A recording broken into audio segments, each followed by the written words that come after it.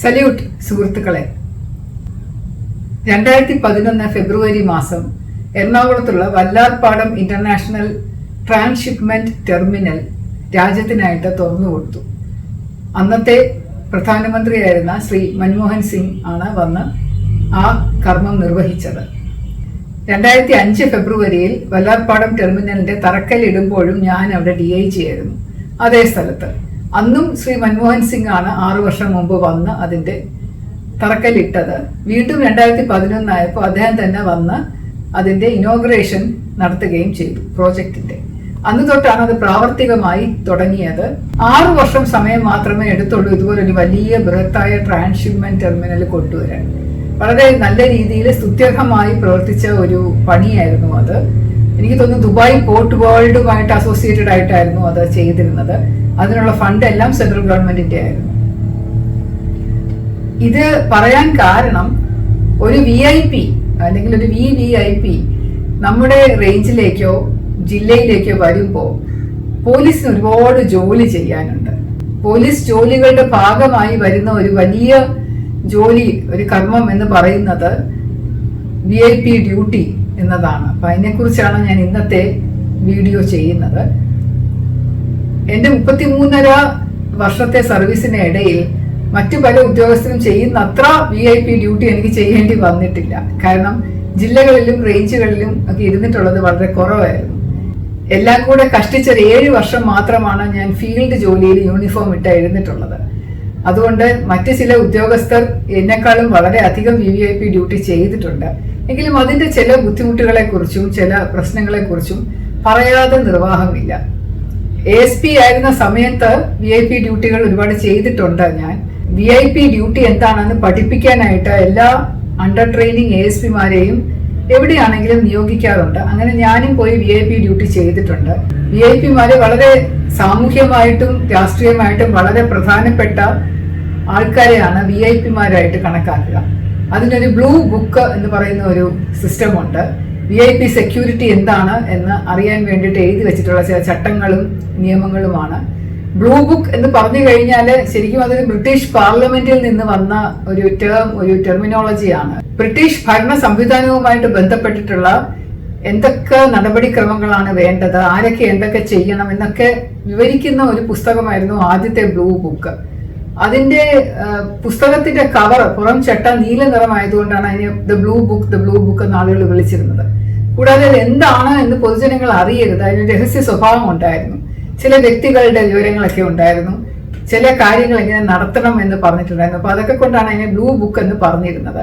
പക്ഷെ ഇപ്പോ ഇന്ത്യയില് ബ്ലൂ ബുക്ക് എന്ന് പറഞ്ഞു കഴിഞ്ഞാൽ VIP സെക്യൂരിറ്റിയുമായിട്ട് ബന്ധപ്പെട്ട കാര്യമാണ്. അതിന് നീല നിറമൊന്നുമില്ല, വെറും വെള്ള പേപ്പറിനകത്ത് കറുത്ത മഷിയിൽ അച്ചടിച്ച കുറച്ച് കാര്യങ്ങളാണ് ഉള്ളത്. പക്ഷെ ഈ ബ്ലൂ ബുക്ക് റെഫർ ചെയ്തിട്ടാണ് VIP സെക്യൂരിറ്റിയുടെ പല കാര്യങ്ങളും നമ്മൾ ചെയ്യുന്നത്. രാഷ്ട്രപതിയും പ്രധാനമന്ത്രിയും ഒക്കെ വരുമ്പോൾ അത് വെറും VIP അല്ല, അത് VVIP ആവുന്നു, വെരി വെരി ഇമ്പോർട്ടന്റ് പേഴ്സൺ ആവുന്നു. അപ്പൊ അത് VVIP ഡ്യൂട്ടി എന്നാണ് പറയുന്നത്. ഏകദേശം ഒരു 50,000 പോലീസ് ഓഫീസർമാരുടെ ആവശ്യം ഒരു VIP വരുമ്പോൾ വേണ്ടി വരുന്നു. ഒരു VIP ഒരു കാര്യത്തിന് വേണ്ടിയിട്ട് സംസ്ഥാനത്ത് വരുന്നു എന്നൊരു അറിയിപ്പ് കിട്ടുന്ന സമയം തൊട്ട് ജോലി തുടങ്ങുകയാണ്. ആദ്യം SPG, സ്പെഷ്യൽ പ്രൊട്ടക്ഷൻ ഗ്രൂപ്പ് എന്ന് പറയുന്ന VIPs പ്രൊട്ടക്ട് ചെയ്യുന്ന ഒരു സെക്യൂരിറ്റി ഗ്രൂപ്പ് ഉണ്ട്.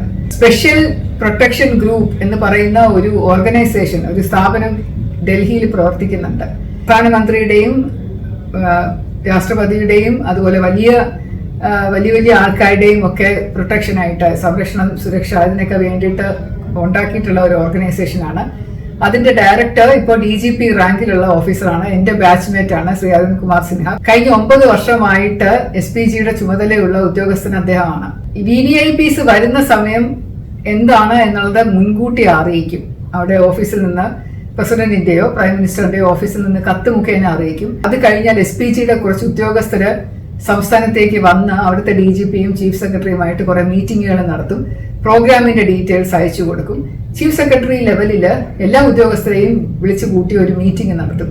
അത് വളരെ പ്രധാനമായിട്ട് കണക്കാക്കുന്ന ഒരു കാര്യമാണ്. ചീഫ് സെക്രട്ടറി വിളിച്ചു കൂട്ടുന്ന VIP ഡ്യൂട്ടിയുടെ മീറ്റിംഗിൽ പങ്കെടുക്കാത്ത ഉദ്യോഗസ്ഥർക്കെതിരെ അച്ചടക്ക നടപടി സ്വീകരിച്ച സാഹചര്യം വരെ ഉണ്ടായിട്ടുണ്ട്. വളരെ പ്രധാനമായിട്ട് കണക്കാക്കുന്ന ഒരു പോലീസ് ഡ്യൂട്ടിയാണ് VVIP സുരക്ഷ എന്ന് പറയുന്നത്. പല തരത്തിലുള്ള സുരക്ഷാ കാറ്റഗറി എന്ന് പറയുന്നതും നിർദ്ദേശിച്ചിട്ടുണ്ട്. അത് താഴെ നിന്നാണ് തുടങ്ങുന്നത്, ABCD എന്നല്ല, ഇസഡിൽ നിന്ന് മുകളിലോട്ടാണ് പോകുന്നത്. അപ്പൊ ഇസഡ് എന്ന് പറഞ്ഞു കഴിഞ്ഞാൽ ഏറ്റവും ഹൈ സെക്യൂരിറ്റി എന്നാണ് പറയുന്നത്. പക്ഷെ അതിനേക്കാളും ഹൈ സെക്യൂരിറ്റി എന്ന് പറഞ്ഞ Z+ കാറ്റഗറി, Z++ കാറ്റഗറി എന്നൊക്കെ പറഞ്ഞ് വീണ്ടും വീണ്ടും അങ്ങോട്ട് പൊക്കോണ്ടിരിക്കുകയാണ്. അപ്പൊ സുരക്ഷ ഇങ്ങനെ കൂടി വരികയാണ് VIPസിന്റെ. അതനുസരിച്ചിട്ടുള്ള പോലീസ് ഡ്യൂട്ടിയും ഇങ്ങനെ കൂടി വരുന്നുണ്ട്. ഡൽഹിയിൽ നിന്നോ അല്ലെങ്കിൽ എവിടെ നിന്നാണ് VIP വരുന്നത് ആ ഓഫീസിൽ നിന്നും SPGക്കാരുടെ മെസ്സേജ് വരും, ഫാക്സ് വരും, എല്ലാം സെക്രട്ടേറിയറ്റിലെ ചീഫ് സെക്രട്ടറിയുടെ ഓഫീസിലേക്കാണ് വരുന്നത്. അതനുസരിച്ച് ചീഫ് സെക്രട്ടറി ഒരു കോർഡിനേഷൻ നടത്തി ഓഫീസേഴ്സിനെ ചുമതലപ്പെടുത്തും. ഇന്ന കാര്യത്തിൽ ഇന്ന ആൾക്കാരാണ് എന്ന് ചുമതലപ്പെടുത്തും. അങ്ങനെ കുറെ അധികം ഓർഗനൈസേഷൻസ് ഇതിനകത്ത് ബന്ധപ്പെട്ടാണ് ഒരു VIP സുരക്ഷ ഉറപ്പാക്കുന്നത്. ചീഫ് സെക്രട്ടറി ഉണ്ടാവും, അതത് സ്ഥലത്തെ കളക്ടർമാരും SP-മാരും ഉണ്ടാവും, അതിന്റെ സീനിയർ ഓഫീസേഴ്സ് ഉണ്ടാവും, ഇന്റലിജൻസിന്റെ ADGP ഉണ്ടാവും, പിന്നെ ഫയർഫോഴ്സ് ഉണ്ടാവും, ആർമി, നേവി, അതുപോലെ ഡിഫൻസ് സർവീസിലുള്ള ആൾക്കാരെല്ലാവരും കാണും.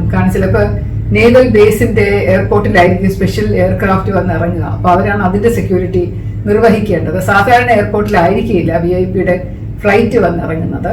അവിടെ നിന്നിട്ടുള്ള കാർ കെയ്ഡ് എന്ന് പറഞ്ഞ ഒരു കാറിന്റെ ഒരു പൊസിഷൻ ഉണ്ട്. ഒരു 10-20-30 കാറുകൾ, ആദ്യം ഒരു വാർണിംഗ് പൈലറ്റ്, പിന്നെ വേറൊരു പൈലറ്റ്, പിന്നെ VIP പൈലറ്റ് എന്ന് പറഞ്ഞൊരു 3-4 കാറുകൾ മുമ്പിൽ പോകും.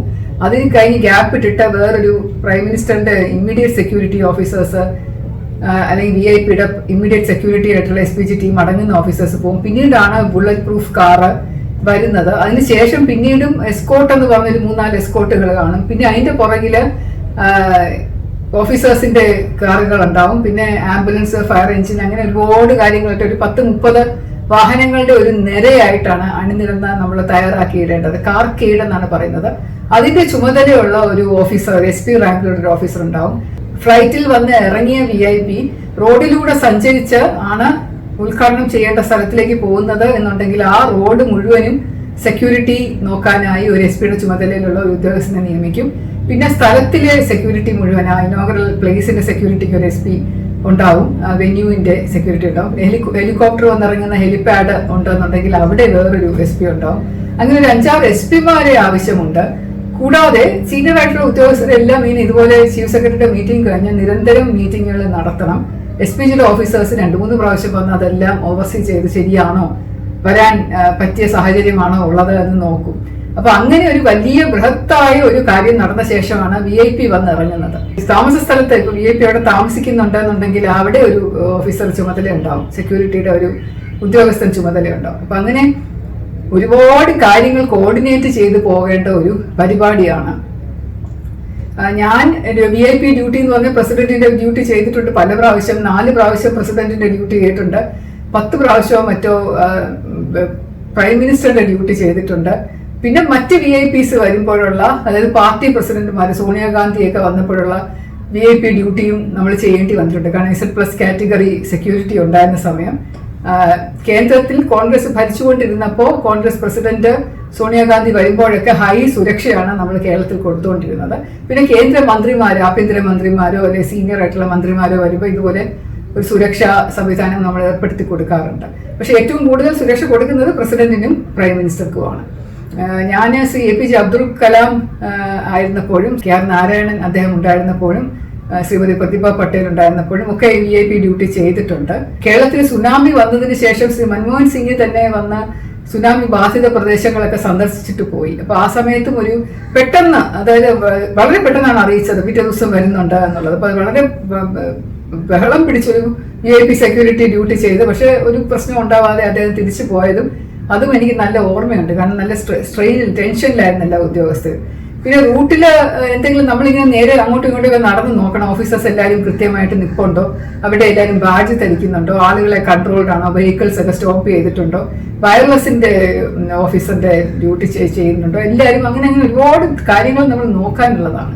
2005 ശ്രീ മൻമോഹൻ സിംഗ് വന്ന് വല്ലാർപാടം ടെർമിനലിന്റെ തറക്കല്ലിട്ടിട്ട് പോയി. അത് മാത്രമേ ഉണ്ടായിരുന്നുള്ളൂ അദ്ദേഹത്തിന്റെ പരിപാടി. എല്ലായിടത്തും പോകണമല്ലോ കൂടി. ഒരു DIG എന്നുള്ള നിലയിൽ വന്നിറങ്ങുന്ന എയർപോർട്ട് തൊട്ട് അദ്ദേഹം പ്രസംഗിക്കുന്ന സ്ഥലം വരെ പോകണം. പിന്നെ അത് കഴിഞ്ഞ് അദ്ദേഹത്തെ തിരിച്ചു പോകുന്നത് വരെ കൂടെ തന്നെ നമ്മൾ നിൽക്കണം. ഒരിടത്തും ഒരു സ്ഥലത്തും നമുക്ക് നിൽക്കാൻ പറ്റില്ല, എല്ലായിടത്തെയും ഡ്യൂട്ടി നോക്കണം, അതിനൊരു കണ്ണ് വേണം. അത് കഴിഞ്ഞിട്ട് 6 വർഷത്തിന് ശേഷം ഞാൻ അവിടെ ഐ ജി ആയിട്ട് പോയപ്പോഴാണ് വല്ലാർപാടം ടെർമിനലിന്റെ ഇനോഗ്രേഷൻ സമയത്ത് ശ്രീ മൻമോഹൻ സിംഗ് അവിടെ വരുന്നതും അവിടെയും നമ്മൾ എല്ലാ കാര്യങ്ങളും ഇങ്ങനെ വളരെ നല്ല രീതിയിൽ ചെയ്ത് ഒരു നല്ലൊരു പരിപാടിയായിരുന്നു. അതെല്ലാം വളരെ ക്ലോക്ക് വർക്ക് പോലെ സ്മൂത്ത് ആയിട്ട് പോയി. അദ്ദേഹം പോയി കഴിഞ്ഞ ശേഷം എനിക്കൊരു നല്ല ഗുഡ് സർവീസ് എൻട്രിയൊക്കെ കിട്ടി. അവിടുന്ന് ഒരു ലെറ്റർ വന്നായിരുന്നു, ഡൽഹിയിൽ നിന്ന് ലെറ്റർ വന്നിട്ട് അത് എല്ലാ കാര്യങ്ങളും വളരെ നന്നായിട്ട് നടത്തിയ ഇന്ന പേരെ അഭിനന്ദിക്കുന്നു എന്ന് പറയുന്നതിന്റെ കൂട്ടത്തിൽ എൻ്റെ പേരും എഴുതിയിട്ടുണ്ടായിരുന്നു. അപ്പോൾ അതിനുശേഷം എനിക്ക് ഒരു അനുമോദന കത്ത് കിട്ടിയിരുന്നു. പക്ഷെ വലിയ ടെൻഷനാണ്. ഒരു VIP വന്നിട്ട് പോകുന്നത് വരെ കാര്യങ്ങൾ എവിടെയെങ്കിലും ഒരു പാളിച്ച ഉണ്ടായിക്കഴിഞ്ഞാൽ അതിനൊക്കെ ഉത്തരം പറയേണ്ടി വരുന്നത് അവിടെയുള്ള സീനിയർ ഓഫീസേഴ്സ് ആയിരിക്കും. അപ്പോൾ അതൊരു ടെൻഷനിലായിരിക്കും എപ്പോഴും VIP ഡ്യൂട്ടി നടക്കുമ്പോൾ പോകുന്നത്. ഇലക്ഷൻ വരാനിരിക്കുന്നത് കൊണ്ട് 2011 മെയ് ആകുമ്പോൾ ഇലക്ഷൻ വരുമല്ലോ. അപ്പോൾ അതിന് മുന്നോടിയായിട്ടുള്ള പ്രൈം മിനിസ്റ്ററുടെ വിസിറ്റും കൂടെ ആയതുകൊണ്ട് കുറച്ച് പ്രാധാന്യം ഉണ്ടായിരുന്നു, അതിനൊരു രാഷ്ട്രീയ പ്രാധാന്യം ഉണ്ടായിരുന്നത് കൊണ്ടുകൂടെയാണ് ഇത് നന്നായിട്ട് പോകണം എന്ന് എല്ലാവർക്കും നിർബന്ധം ഉണ്ടായിരുന്നത്. ആ സമയം ശ്രീമതി സോണിയാഗാന്ധിയും ഏകദേശം 1 മാസം കഴിഞ്ഞിട്ട് കോട്ടയത്തൊരു പരിപാടിക്ക് വന്നിരുന്നു. പല സ്ഥലത്തും പോയി. ശ്രീമതി സോണിയാഗാന്ധിയുടെ ആകെയുള്ള പ്രോഗ്രാം എൻ്റെ റേഞ്ചിൽ ആ സമയത്ത് ഉണ്ടായിരുന്നത് കോട്ടയം ജില്ലയിലെ ഒരു സ്ഥലത്ത് പോയി പ്രസംഗിക്കുക എന്നുള്ളതായിരുന്നു. അപ്പോൾ അവര് തിരുവനന്തപുരത്ത് നിന്ന് ഹെലികോപ്റ്ററിൽ കയറി കോട്ടയം പരേഡ് ഗ്രൗണ്ടിൽ, പോലീസിന്റെ പരേഡ് ഗ്രൗണ്ട് ഉണ്ട് പോലീസ് ക്ലബിന്റെ അടുത്ത്, അവിടെ വന്ന് ഇറങ്ങിയിട്ട് അവിടെ നിന്ന് കാറിൽ സ്ഥലത്ത് പോയി പ്രസംഗിച്ചിട്ട് തിരിച്ചു വന്നിട്ട് ഹെലികോപ്റ്ററിൽ തന്നെ കയറി അടുത്ത സ്ഥലത്തേക്ക് പോകും. അപ്പൊ അങ്ങനെ ഒരു പര്യടനം പോലെയാണ് നടന്നിരുന്നത്. പക്ഷെ എന്നാലും ഒരു VVIP സുരക്ഷ അവിടെയും കൊടുക്കേണ്ട ആവശ്യം വേണ്ടി വന്നു.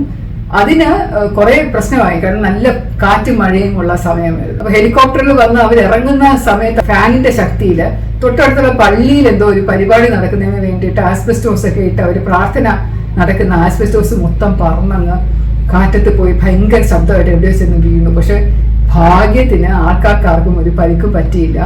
അവിടെ കാര്യമായിട്ട് ആൾക്കാരുണ്ടായിരുന്നുമില്ല. കാരണം VVIP വരുന്നു എന്ന് പറയുമ്പോൾ നമ്മൾ പരിസരം എല്ലാം മാറ്റുമല്ലോ.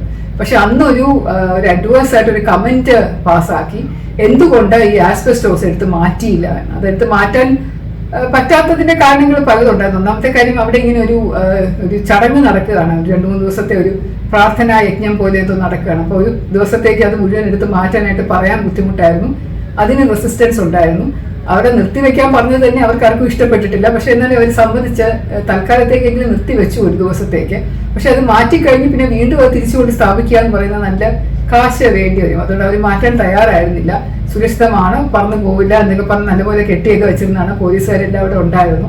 പക്ഷെ എന്നാലും ആ ഫാനിന്റെ ശക്തിയായ കാറ്റിൽ പെട്ട് കൂടാതെ നനഞ്ഞു കിടക്കുകയും ചെയ്യുമായിരുന്നു. ഒരു നല്ല കാറ്റുമൊക്കെ ഉണ്ടായിരുന്ന സമയമായിട്ട് അത് പറന്നങ്ങ് പോയി. ഭാഗ്യത്തിനത് ഹെലികോപ്റ്ററിൽ അടിക്കുകയോ വേറെ ആരുടെ ദേഹത്ത് കൊള്ളുകയോ ഒന്നും ചെയ്തില്ല.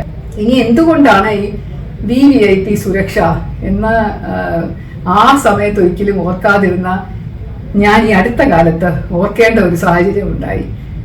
കുറച്ച് നാളുകൾക്ക് മുമ്പ്, ഒരു 3-4 മാസം മുമ്പ്, ഞാൻ എറണാകുളത്ത് പോയിട്ട് തിരിച്ചു വരുന്ന വഴിക്ക് പെട്ടെന്ന് ഒരു സ്ഥലത്ത് വെച്ചിട്ട് എല്ലാ വണ്ടിയും സ്റ്റോപ്പ് ചെയ്യുകയാണ് പോലീസ്. അപ്പോൾ ഇതെന്താ ഇങ്ങനെ സ്റ്റോപ്പ് ചെയ്യുന്നത് നോക്കിയപ്പോൾ ഏതോ ഒരു കേന്ദ്രമന്ത്രി എങ്ങോട്ടോ പോകുന്നുണ്ട്. അതുകൊണ്ട് വഴി തിരിച്ചു വിടുകയാണ് എല്ലാ വണ്ടികളും.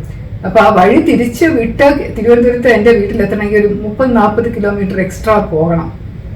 അത് NH കൂടെ വന്നിരുന്ന ഞങ്ങളുടെ വഴി തിരിച്ച് അത് MC റോഡിലോട്ട് കയറ്റി ഒരു സ്ഥലത്ത് പോയിട്ട് അവിടുന്ന് പിന്നെ വീണ്ടും തിരിഞ്ഞ് വേറൊരു വഴി കൂടെ കയറി പോകണം. അപ്പൊ അതുകൊണ്ട് അത്രയും സമയം, നമ്മുടെ സമയം മാത്രമല്ല, നല്ല ബ്ലോക്ക്, ഏകദേശം ഒരു 1.5-3 മണിക്കൂറോളം ബ്ലോക്കിൽ കിടന്നു. അപ്പൊ തിരുവനന്തപുരത്ത് എത്തേണ്ട സമയത്തേക്കാളും അത്രയും വൈകിയാണ് എത്തിയത്. അപ്പം നമുക്കൊരു ബ്ലോക്കിൽ പെട്ടി പോലീസ് തടഞ്ഞു കിടക്കുമ്പോൾ നമുക്ക് ഭയങ്കര പ്രയാസം. അപ്പം അപ്പോഴാണ് ഞാൻ ഓർക്കുന്നത്, ഞാനും കൂടെ ഉൾപ്പെട്ട് പോലീസ് സംഘം ഇത് എത്ര വർഷങ്ങളായിട്ട് ജനങ്ങളുടെ മേൽ പ്രയോഗിച്ചുകൊണ്ടിരുന്ന കാര്യമായിരുന്നു എന്ന്. നമ്മൾ ഈ ഡ്യൂട്ടി ചെയ്യുമ്പോൾ ഒരിക്കലും നമ്മൾ ഓർക്കുന്നില്ല സാധാരണ ജനങ്ങൾക്ക് എന്തുമാത്രം ബുദ്ധിമുട്ടാണ് ഇത് കാരണം ഉണ്ടാക്കുന്നതെന്ന്. ഇത് പ്രധാനമന്ത്രിയോ ഒന്നും അല്ല വന്നത്, വെറും ഒരു കേന്ദ്രമന്ത്രിയായിരുന്നു. പക്ഷെ എന്നാലും അദ്ദേഹത്തിന് വേണ്ടി റോഡ് മുഴുവനും ഒഴിച്ചിടാനായിട്ടുള്ളൊരു കൽപ്പന കിട്ടിയതുകൊണ്ട് പോലീസുകാർക്ക് അത് ചെയ്യാതിരിക്കാൻ നിർവാഹമില്ല. അപ്പൊ ഞാൻ ഇറങ്ങിച്ചത് എന്താണ് കാര്യം എന്ന് ചോദിച്ചെങ്കിലും ഞാൻ ഇന്ന ആളാണ്, എൻ്റെ കാറാണിത്, ഞാൻ പൊക്കോട്ടെ, എനിക്കിനി ഒരു 5-10 കിലോമീറ്റർ പോയാൽ എൻ്റെ വീടെത്തും, എവിടെയെങ്കിലും VIP കാർക്കേട് വരുമ്പോൾ ഞാൻ മാറ്റി എവിടെയെങ്കിലും ഒതുക്കി ഇട്ടോളാം എന്ന് പറഞ്ഞാലും അവർ സമ്മതിക്കില്ല. അയ്യോ മാഡം, ഞങ്ങൾ കേട്ടരുതെന്നാണ് ഞങ്ങളുടെ ഓർഡർ എന്ന് പറയും.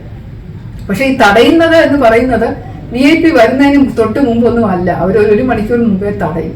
VIP വന്ന് എയർപോർട്ടിൽ ഇറങ്ങിക്കഴിഞ്ഞാൽ തൊട്ട് തടഞ്ഞു തുടങ്ങി, റോഡുകളെല്ലാം ബ്ലോക്ക് ആക്കി തുടങ്ങി. ഇതുപോലെ വേറൊരു സ്ഥലത്ത് വെച്ചിട്ടും ഞാൻ എങ്ങനെ കുടുങ്ങിപ്പോയി. അത് കുടുങ്ങാനുള്ള കാരണം എന്ന് പറയുന്നത് VIP വന്നതുകൊണ്ടുമല്ല, അതിന്റെ റിഹേഴ്സൽ നടക്കുന്നു എന്ന് പറഞ്ഞിട്ടാണ്. ഈ VIP വരുന്നതിന്റെ ഡ്യൂട്ടിക്ക് മുമ്പായിട്ട്, ഒരു ദിവസം മുമ്പായിട്ട് ഫുൾ ഡ്രസ് റിഹേഴ്സൽ നടത്തും. ഇതെല്ലാം നല്ല രീതിയിൽ പോകുന്നുണ്ടെന്ന് ഉറപ്പുവരുത്താനായിട്ട് ഒരു ഫുൾ ഡ്രസ് റിഹേഴ്സൽ എന്ന് പറയുന്നത് നടത്തും. എല്ലാവരും യൂണിഫോം വിട്ട് പാസും ഒക്കെ ധരിച്ച് എല്ലാവരും അവിടെ ഇവിടെയൊക്കെ നിർത്തിയിട്ട് അന്നും ഇതുപോലെ ബ്ലോക്ക് ചെയ്തിട്ട് അന്നും ഏകദേശം ഒരു 2-3 മണിക്കൂർ വൈകിയാണ് എനിക്ക് എൻ്റെ ലക്ഷ്യസ്ഥാനത്ത് എത്താൻ സാധിച്ചത്. അന്ന് ഒരുപാട് ആളുകളുടെ ഇങ്ങനെ ബുദ്ധിമുട്ട് ഞാൻ കണ്ടിരുന്നു. കാരണം നല്ല ചൂട്, വെയിലത്ത് ഇങ്ങനെ കിടക്കുകയാണ്. ജനങ്ങളുടെ ആധിപത്യം എന്ന് പറഞ്ഞ് നടക്കുന്ന ഈ സ്ഥലങ്ങളിൽ ശരിക്കും എന്താണ് സംഭവിക്കുന്നത്? ഇത് ജനങ്ങളുടെ ഇഷ്ടപ്രകാരവും ഇംഗിതപ്രകാരവും നടത്തുന്നതാണോ? ജനങ്ങൾ പറയുന്നുണ്ടോ ഞങ്ങൾ എന്തും സഹിച്ചോളാം, VVIPയെ പ്രൊട്ടക്ട് ചെയ്തോളൂ, ഞങ്ങൾക്ക് കുഴപ്പമില്ല, ഞങ്ങൾ 4-5 മണിക്കൂർ റോഡിൽ കിടക്കാൻ തയ്യാറാണ്, പെട്രോൾ എക്സ്ട്രാ കത്തിക്കാൻ തയ്യാറാണ്, ഞങ്ങളുടെ കയ്യിൽ നിന്ന് കാശ് കൊടുത്താൽ കുഴപ്പമൊന്നുമില്ല. VIPയുടെ പ്രൊട്ടക്ഷൻ എന്ന് പറയുന്നത് വളരെ പരമപ്രധാനമാണ്, ഇമ്പോർട്ടൻ്റ് ആണല്ലോ. പോലീസുകാർ അവരുടെ ജോലിയല്ലേ ചെയ്യുന്നത്, ചെയ്തോട്ടെ എന്ന് പറയുന്ന ആൾക്കാർ എത്ര പേരുണ്ടാവും എന്ന് എനിക്ക് അറിയില്ല. ഞാൻ സർവീസിൽ ഉണ്ടായിരുന്നപ്പോൾ ഞാൻ വിചാരിച്ചിരുന്നു മിക്കവാറും എല്ലാവരും ഇങ്ങനെ കരുതുന്നവരായിരിക്കും എന്ന്. പക്ഷെ അല്ല എന്നുള്ളത് സർവീസിൽ നിന്ന് വിരമിച്ച ശേഷമാണ് മനസ്സിലാവുന്നത്. വിദേശ രാജ്യങ്ങളിൽ പോയി കഴിഞ്ഞാൽ പല വിദേശ രാജ്യങ്ങളിലും ചിലപ്പോൾ സൂപ്പർ മാർക്കറ്റുകളിൽ സാധനം വാങ്ങിച്ചിട്ട് ബില്ല് അടയ്ക്കാൻ ക്യൂ നിൽക്കുന്നവരുടെ കൂട്ടത്തിൽ അവിടെയുള്ള മന്ത്രിമാരുണ്ടാവും. യാതൊരു പ്രൊട്ടക്ഷനും ഉണ്ടാവില്ല. ചിലപ്പോൾ ചില സ്ഥലങ്ങളിൽ എനിക്ക് ഓർമ്മയുണ്ട്, ഞാൻ ഓസ്ട്രിയയിൽ പോയപ്പോൾ അവിടെ സൈക്കിളിൽ ഒരാൾ പോകുന്ന കണ്ടപ്പോൾ രാവിലെ എൻ്റെ ഒരു ഫ്രണ്ട് ചൂണ്ടിക്കാണിച്ച് കണ്ടു, ഇദ്ദേഹം ഇവിടുത്തെ പ്രധാനമന്ത്രിയാണ് എന്ന്. സൈക്കിൾ വെറുതെ പോവാണ്, ആരുമില്ല ചുറ്റും, ഒരു സെക്യൂരിറ്റി ഇല്ല, ഒന്നുമില്ല. അതെങ്ങനെ രാവിലെ എക്സസൈസിന് വേണ്ടി സൈക്കിൾ ഓടിച്ചുകൊണ്ട് പോവാണ്. അപ്പൊ ഇതുപോലെയുള്ള കാഴ്ച കാണുമ്പോൾ നമ്മുടെ രാജ്യത്തെ ജനാധിപത്യം എന്ന് പറഞ്ഞ് നടക്കുന്നത് എന്താണ് എന്ന് നമുക്ക് സംശയം തോന്നാറുണ്ട്. എന്തുകൊണ്ടാണ് ഈ VVIPസിന് ഇത്രയധികം പ്രൊട്ടക്ഷൻ വേണ്ടി വരുന്നത്? അവർ പറയുന്നത് ഒരുപാട് ടെററിസ്റ്റുകളുണ്ട് നമ്മുടെ രാജ്യത്ത്, തീവ്രവാദികളുണ്ട്, അവരെല്ലാവരും എപ്പോൾ നോക്കിയാലും ഈ VIPയെ കൊല്ലാനായിട്ട് തയ്യാറെടുത്തുകൊണ്ടിരിക്കുകയാണ്, അവിടെ ബോംബ് വയ്ക്കാൻ തയ്യാറെടുക്കുകയാണ്, ഇവിടെ വെടിവെക്കാൻ തയ്യാറെടുക്കുകയാണ് എന്നൊക്കെ. അങ്ങനെ ഒരു ചരിത്രം ഉണ്ടല്ലോ. നമ്മുടെ പല പ്രധാനമന്ത്രിമാരും ഇതുപോലെ വെടിയേറ്റും ബോംബേറ്റും ഒക്കെ മരിച്ചിട്ടുണ്ട്. കാശ്മീരിൽ വലിയ പ്രശ്നം നടക്കുന്നു, നോർത്ത് ഈസ്റ്റിലെ പ്രശ്നങ്ങൾ നടക്കുന്നു, മാവോയിസ്റ്റുകളുടെ സാന്നിധ്യം നടക്കുന്നു. ഇപ്പൊ നക്സൽസ് ഇല്ല, പക്ഷെ എന്നാലും ഇതുപോലെയുള്ള തീവ്രവാദ സംഘടനകൾ ഉള്ളപ്പോൾ VIPക്ക് സ്വസ്ഥമായിട്ട് ഇരിക്കാനും ജീവിക്കാനും പറ്റില്ല. നാട്ടുകാർക്ക് വേണ്ടി, നാടിന് വേണ്ടി ചെയ്യുന്ന ജോലിയല്ലേ. അപ്പം VIPയുടെ ജീവനും പ്രൊട്ടക്ട് ചെയ്യുക എന്ന് പറയുന്നത് എല്ലാ ജനങ്ങളുടെയും ചുമതലയാണ്. പോലീസ് അത് ചെയ്യുമ്പോൾ നിങ്ങൾ തടയാൻ പാടില്ല. എന്തിന് അദ്ദേഹത്തിന് ഒഴിക്കുന്ന ഭക്ഷണം പോലും രുചിച്ച് നോക്കിയ ശേഷം മാത്രമേ കൊടുക്കാൻ പാടുള്ളൂ എന്നൊക്കെയാണ് പറയുന്നത്, അതിനകത്ത് വിഷാംശമുണ്ടോ എന്നൊക്കെ അറിഞ്ഞുകൊണ്ട്. അപ്പൊ ഇവിടെ എന്ന് പറയുന്ന ഒരു വിശ്വാസം ഇല്ലാത്ത ഒരു രീതി ഒരു VIPക്ക് അല്ലെങ്കിൽ ഒരു ഭരണ നേതാവിന് താൻ ആരെയാണോ ഭരിക്കുന്നത് അവരെ ആരെയും വിശ്വാസമില്ല, എല്ലാവരെയും പേടിയാണ്. എൻ്റെ ജീവൻ ഇവർ കാരണം അപകടത്തിലാകുമോ എന്നുള്ള പേടി എനിക്കുണ്ട്. അതുകൊണ്ട് ഞാൻ അവരുടെ അടുത്തേക്ക് പോവില്ല. ഞാൻ അവരിൽ നിന്ന് ഒരു നിശ്ചിത അകലം പാലിച്ചേ നിൽക്കുകയുള്ളൂ. പ്രസംഗിക്കാൻ കയറുമ്പോൾ തന്നെ അവരും ഞാനും തമ്മിൽ 30 അടിയുടെയെങ്കിലും ഡിസ്റ്റൻസ് കാണണം. ഞാനൊരു ബുള്ളറ്റ് പ്രൂഫ് വാഹനത്തിലെ സഞ്ചരിക്കുകയുള്ളൂ. എൻ്റെ പ്രസംഗ പീഠത്തിന് ചുറ്റും ബുള്ളറ്റ് പ്രൂഫ് ഗ്ലാസ് ഉണ്ടായിരിക്കണം. എനിക്ക് ആയിരക്കണക്കിന് സെക്യൂരിറ്റി ഉദ്യോഗസ്ഥരുടെ പരിരക്ഷ ആവശ്യമുണ്ട് എന്നൊക്കെ കരുതി പ്രവർത്തിക്കുന്ന ഒരു VIPയെ ആണോ നമുക്ക് നമ്മുടെ നേതാവായിട്ട് വേണ്ടത്?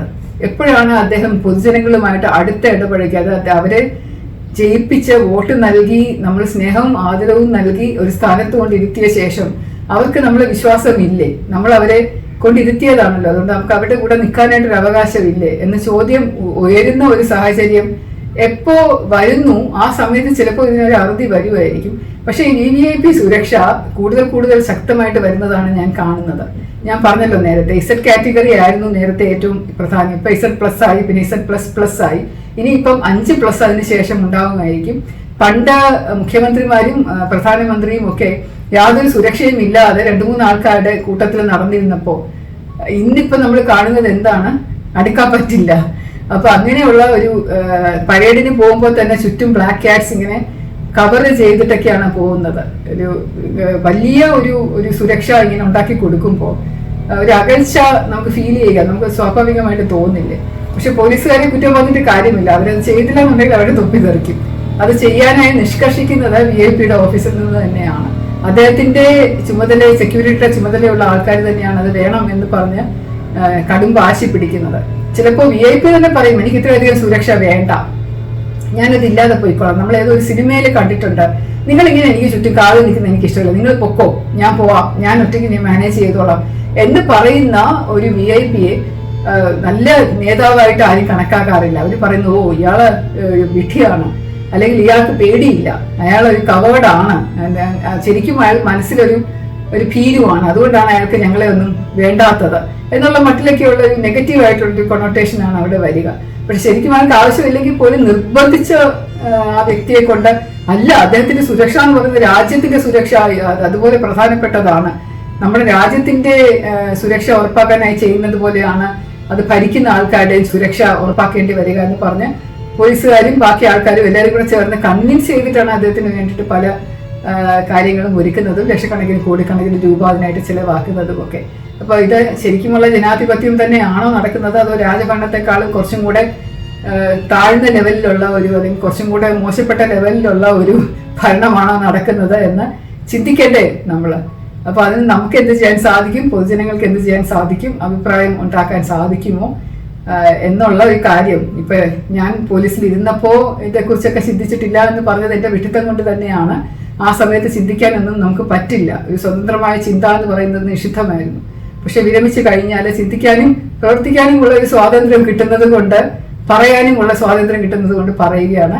എതിർപ്പുണ്ടാകാം, പ്രശ്നങ്ങൾ ഉണ്ടാകാം, എങ്കിലും ധൈര്യമായിട്ട് പറയാതിരിക്കാൻ നിർവാഹമില്ലാത്തത് കൊണ്ട് പറഞ്ഞതാണ്.